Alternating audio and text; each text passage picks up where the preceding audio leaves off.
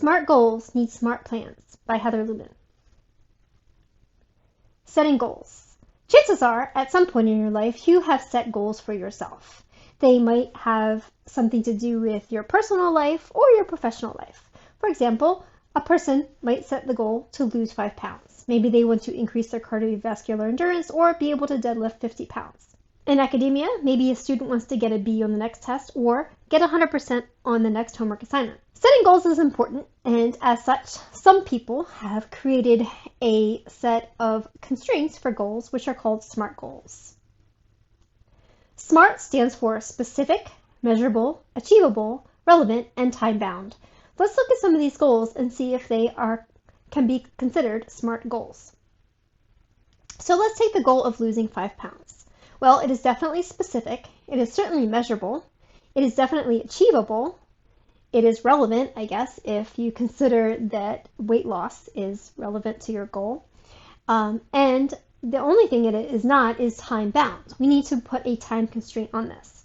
Well, that's easy to do. We can simply say, let's plan to lose 5 pounds this month. And of course, it can be any time that you want to. However, the problem is SMART goals aren't enough. Even if I decide to lose 5 pounds in a month, be able to deadlift 50 pounds next year, get a B on the next test, or get 100% on the next homework assignment, all of these are SMART goals, aren't they?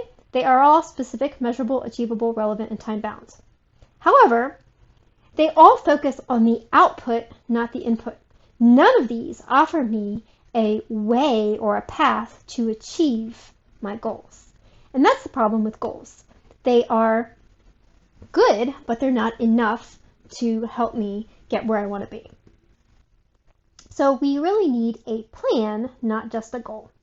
So let's just take for a minute the goal of losing 5 pounds in a month. So if you want, you can pause this video and just ponder what steps would a person need to take in order to achieve this goal.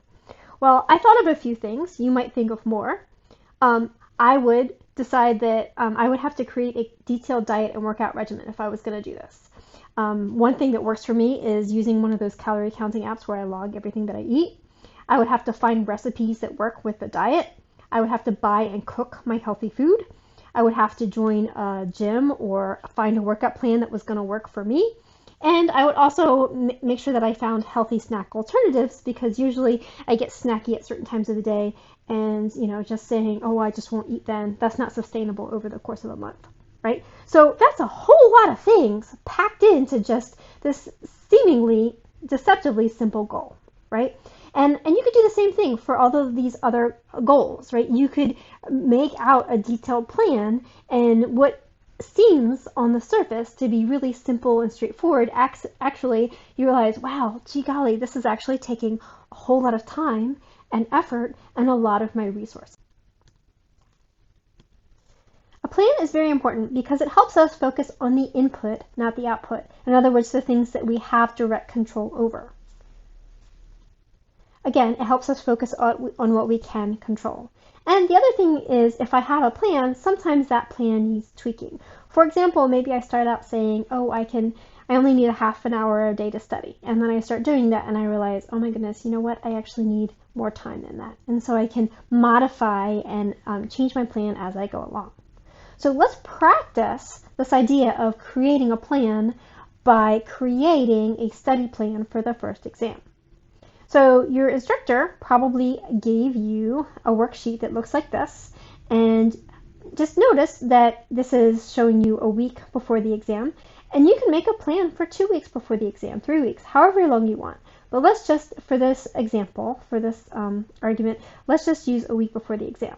So I strongly recommend, if you haven't already done so, watch my video that talks about how to study for the exam, because I'm using that to inform what I do here.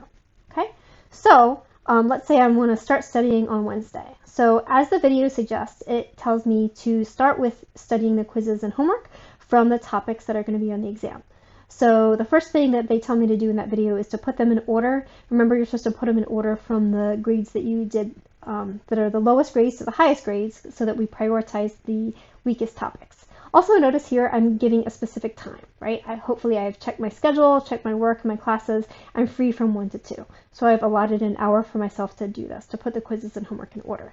Now chances are it's probably not going to take a whole hour, so if that's the case, I could, have extra time. Then, once I put them in order, then I will know which sections to prioritize. So let's just say I've already done that. So then say section 2.4 was the homework or the quiz that I did the worst on. So I'm going to redo that. And notice now here I've given myself an hour and a half to do that. Since this is my weakest section, I just think that I'm going to need more time. Okay, so the next day I'm going to use my second weakest section, so I'm just kind of making this up here, right? Let's say that was 2.7, and again, I'm going to assign myself, I'm going to give myself 2 hours on that section because maybe I really struggle with that section as well. So then I have these other sections. Again, let's just pretend here that these, I was much stronger on these, so I think that I can knock out all 3 sections in 2 hours. So now that I've supposedly, I guess, covered all the sections that are going to be on this test, once I've done that, then I will take the practice test and grade it. Here you can see I've allotted 2 hours. You can allot however much time you think will be necessary. Make sure you allot at least as much time as you're going to be given on the test. Okay, so then let's suppose I do that and grade it. So what I'm telling myself is if I miss any topics, I mean, hypothetically, I could take this practice test and get 100%, and that would be great, right? And then I wouldn't need to do this. But let's say that I will miss at least one question, right? So then for each question that I miss, right, or each topic that those questions represent, I'm going to rework, I'm going to do 3 questions to make sure that I really know those topics and then I understand the mistakes that I made. So I'm allowing myself an hour for that. It could be, more or less. And then maybe I will make a second practice test and take that and grade that. And I will allow myself, this is probably not enough time. It'll probably take me an hour just to make the practice test. I will probably need another hour to take it. Okay, and then the exam is on the 21st. So again, this is all hypothetical, but hopefully me talking through that makes sense to you. So notice that even these are plans and not goals. They are still specific, right? I'm very specific about exactly how I'm spending this time. They are very measurable, right? That I'm doing problems from a specific section. I know exactly what I'm doing. They are achievable, right? They are certainly well within my reach. They are certainly relevant, all right, because presumably all these sections are sections from the test. And they are time-based because, again, I'm giving myself the time that I think it will take in order to complete those tasks.